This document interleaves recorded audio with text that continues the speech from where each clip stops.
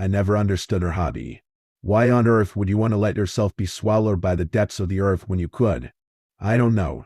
Breathe fresh air, see the sky, be able to move, to walk. The Nutty Putty Cave incident was one of the many stories that had stuck with me, and I hated knowing she was somewhere out there, practically buried alive, exploring some godforsaken tunnel. I hated knowing that any time I saw her could be the last. I begged her to pick some other hobby that wasn't so risky. She refused. She'd always talked so passionately about the thrill of it. When you're down there, Jude, she'd start, and I didn't know whether to envy her courage or despise her carelessness. When you're down there, you move differently. You think differently. And not you anymore, but someone more agile and quiet. Your skin glides smoothly through the rocks, through the guts of the mountains. It's something ancient and full of life. Time just stops, and your heartbeat adjusts to the water dripping from the walls. Your eyes widen and embrace the darkness. And nothing compares to the first breath of fresh air once you're out. Every time she tried to convince me, I'd cut her off. It's horrifying. You're essentially getting eaten by the mountains and hope they're kind enough to spit you out. All those tight spaces make my skin crawl. Imagine not being able to take a deep breath because some wall is pressing down on your back. I'd die. Last month, she wouldn't shut up about this new cave system she discovered somewhere in the north. 5-hour drive. She said, I can't believe I never knew about this. It was so close to us. All this time. My stomach dropped at the thought of her going on one of those adventures again. You know, there are better ways to spend your time. Bullshit. She laughed. Look, I'm safe. I'm not stupid. I wouldn't do it if I had any doubts that I would not return. You should come with me sometime. I was quick to refuse her, and she just smirked and shook her head. Whenever she set her mind on something, nothing could stop her. She sent me some texts. Updates like 2 hours left, or the picture of the entrance of the cave. But then the updates stopped. I learned to let her do her thing and just wait until she contacted me. And over the years I stopped feeling so anxious every time she would cut contact for a while. I knew she didn't have any signal down there. I knew to just wait. The last update she'd sent me was around 10 a.m. It was midnight now, and as I tried to fall asleep, something wouldn't let me. I kept seeing her when I closed my eyes, imagining her down there, swallowed by the rocks. I twisted and turned in my bed the same way she did, deep into the ground. My clothes were drenched in sweat, and I hoped she had just forgotten to update me and that she was out of the cave. At one point, my phone buzzed. I shot up and glared at the time. It was a little over 3 a.m. It was spectacular. I rubbed my eyes and felt the weight lift off my chest. Thank God. I typed some shallow response, then finally went to sleep. She came home the next day. At first, I didn't recognize her. Her cheekbones were more prominent, and she hadn't washed herself. She was drenched in mud and smelled of rot. Her eyes were full of life, darting from one place to another, and her hands would not sit still. She didn't speak much. I didn't know what it was, but I assumed something had happened down there that scared her enough to change her mind. I felt relieved maybe she'd had enough near-death experiences to finally quit. I stayed in my room that day, mostly working. I heard her walk around the house multiple times, looking through drawers and cabinets, slamming doors. At some point, she stopped, and the hallway went silent. I was sitting at my desk, writing on my laptop. I could see the cracked door of my bedroom, leading to the dark hallway, and a fraction of one of our tall, white lamps. I was focused on the screen, so everything else was blurry behind it, just some shapes and colors mixing together. It's not like I paid much attention to the background. Somewhere around 2 a.m., I called it a night. I glanced up at the hallway, and something caught my attention. The white, blurry shape of the lamp wasn't there anymore. Did she move it? I opened the door wider and peered into the hallway. The lamp was in its usual place, which had never been visible from my desk. My eyes stung a bit from the monitor, and I knew my vision was tired, and I could have sworn I'd seen something white and still through the cracked door. I even assumed it was the lamp because it had stood there for hours. Although, if I think about it, the lamp wasn't that tall. I don't even know what to think of that, but I have this knot in my throat as I'm typing this. It's so strange that most of the time, The human mind doesn't register peculiar things as peculiar and brushes them off as ordinary stuff. How many times had I seen something in the corner of my vision and just assumed it was some object, like a plant or a coat, when it wasn't? It made me realize how stupid we are as human beings.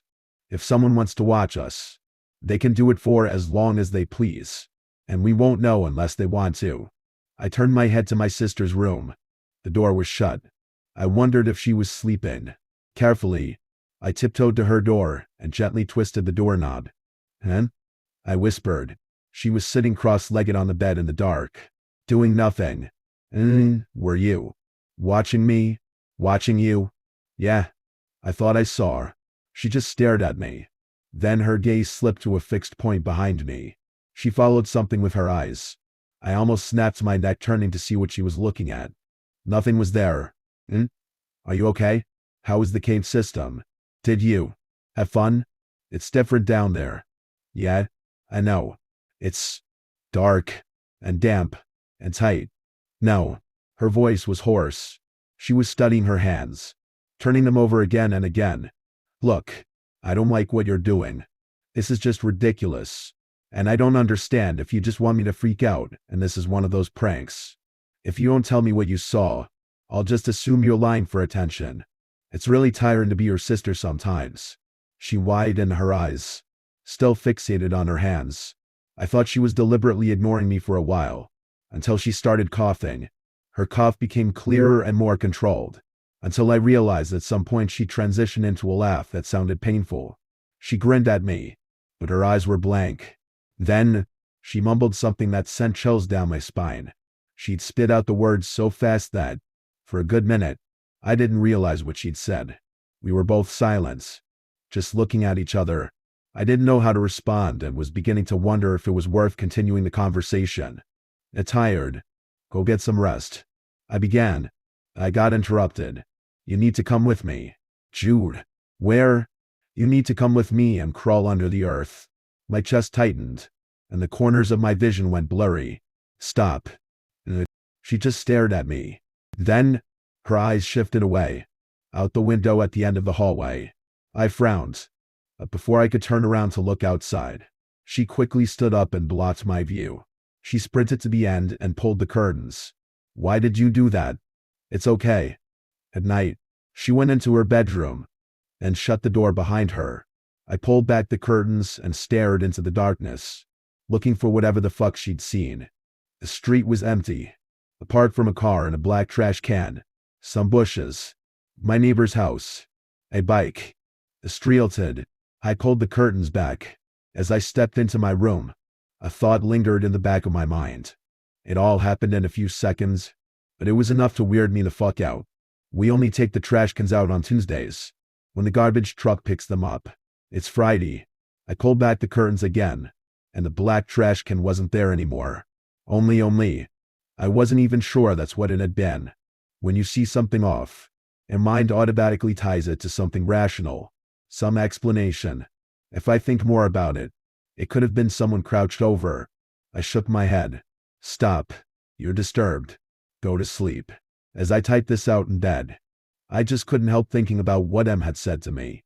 The two sentences were on a loop in my mind, and they affected me because they weren't coming from a crazy person. And Em has never lied to me, so she really believed what she'd said. In her bedroom, when she flashed me her best grin, I discovered what happens after death. You won't make it there. I'm not superstitious. And listen, I knew something was wrong from the moment she'd asked me to come crawl under the earth with her. But I'd assumed she'd had some near-death experience that sent her into psychosis or something like that. I thought she'd forget about it over the next few days. But she only got worse. She started seeing things. Unfortunately, so did I. It started small. Not enough to fully set off the alarm in my brain. Just paranoia slipping out. The feeling of being watched. Seeing movement in the corner of my eye. And so on. The worst type of fear you can experience is fear of the unknown. The illusion that things were fine would crack from time to time. Like the incident with the lamp. Or the black trash can. Or, to rephrase, what looked like the lamp. And what looked like the trash can. I think I was too absorbed by my day-to-day activities that I didn't think to look around more carefully. No one ever thinks to look around. I would stare at Em and try my hardest to find out what was going on in her head. She'd wake up in the middle of the night and just stare out the window, or refuse to eat. She worked from home, so she was here all the time. Most of the day she'd act normal, but then she'd slip out. 9 days after she told me she found out what happens after death, we were having dinner, and she asked me another question. Do you usually dream? I stopped, my fork halfway lifted to my mouth. What? I mean, do you remember your dreams? Not really. No, I lied. I didn't want to tell her that for the past nights I dreamt of her, with her skin stretched around her face and her knuckles white, eyes wide in a curious gaze. The image was the only thing I could remember from my dreams, of her staring at me, and me, desperately trying to say something, to ask her what was wrong. Are you sure? I mean, for the past nights I dreamed of you. I blurted out. I still don't know why I said it. She blinked and her eyes darted. For a second, somewhere behind me. What was I doing? Staring at me. You looked off and frowned. Maybe you remember that because it really happened. I asked if you remember your dreams. I slammed the fork on the table. Stop asking me stupid shit and tell me what's going on. You've been acting weird all week. What was the name of the cave you visited? What the fuck do you mean about crawling under the earth? And why on earth would you say I'm not there after I die? What is that supposed to mean? Did you take something? Did you meet someone there? And please stop staring at some fixed point behind me. I don't know if you do it on purpose or not. Listen. For the first time, she looked uncomfortable. I don't know the name of the caves. What? Cow? How'd you find them? I don't think they're there anymore. They moved. I stared at her. She was crazy. And yet, illness isn't contagious. If she was truly crazy, I shouldn't share her hallucinations. Or delusions. And maybe it was a genetical thing. I found them out through a friend.